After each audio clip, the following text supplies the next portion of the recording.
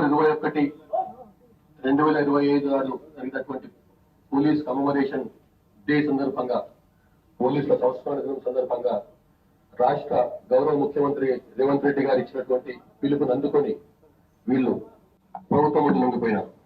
అప్పుడు గౌరవ ముఖ్యమంత్రి గారు సిపిఐ మావోయిస్ట్ పార్టీని వీడి జనజీవన వాహినిలో కలిసి రాష్ట్ర అభివృద్ధి, దేశాభివృద్ధి, ప్రజా సంక్షేమ కార్యక్రమాల్లో పాల్గొనాలి అని చెప్పి వారు పిలుపునిచ్చిండ్రు.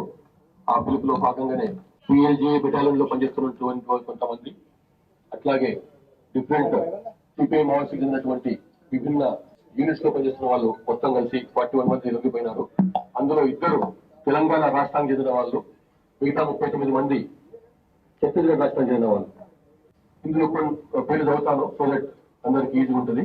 మీకు ఆల్రెడీ ఇచ్చినాం మేము ప్రెస్ నోట్. మడకం మంగ, ఈయన పాలవేడు పిఎస్ బీజాపూర్ చెందిన ఛత్తీస్గఢ్ రాష్ట్రం, కంపెనీ పొలిటికల్ కమిటీ సభ్యుడు. తాటి గంగ, ఈయన కిష్టారము పోలీస్ స్టేషన్ చెందిన ఈయన ప్లటూన్ సభ్యుడు. Kanuma Sukki platoon party committee సభ్యురాలు. వీళ్ళందరూ కూడా ఛత్తీస్గఢ్ రాష్ట్రం చెందిన వాళ్ళే. స్పెసిఫిక్ తెలంగాణ వాళ్ళు అయితే అప్పుడు చెప్తాను సార్ తెలంగాణ సపరేట్ గా. ఓఎం జోగా, ఈయన పార్టీ సభ్యుడు. కొంచెం దేవ పార్టీ సభ్యుడు. కొవ్వాసి గంగి పార్టీ సభ్యురాలు. పూనెం జ్యోతి పార్టీ సభ్యురాలు. మడకం జోగి, మడకం సోని, దొట్టి రామే, పర్సం సుంబాడి, వీళ్ళంతా కూడా పిఎల్జీఏ బెటాలియన్ సభ్యులు.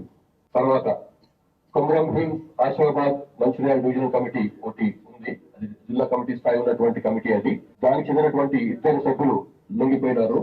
ఇందులో Erragolla Ravi, alias Santosh, alias Prashanth, alias Praveen, alias Mahesh. ఈయన తెలంగాణ రాష్ట్రం కామారెడ్డి జిల్లా ఆరేపల్లి గ్రామం. ఈయన లాస్ట్ 24 years నుంచి అండర్ గ్రౌండ్ ఉన్నాడు. ఈయన కూడా డివిజనల్ కమిటీ మెంబరే కాకుండా కామారెడ్డి, కొమరం భీం, మంచిర్యాల డివిజనల్ కమిటీ కార్యదర్శి కూడా. చాలా ఇంపార్టెంట్ పొజిషన్ అయింది పార్టీలో.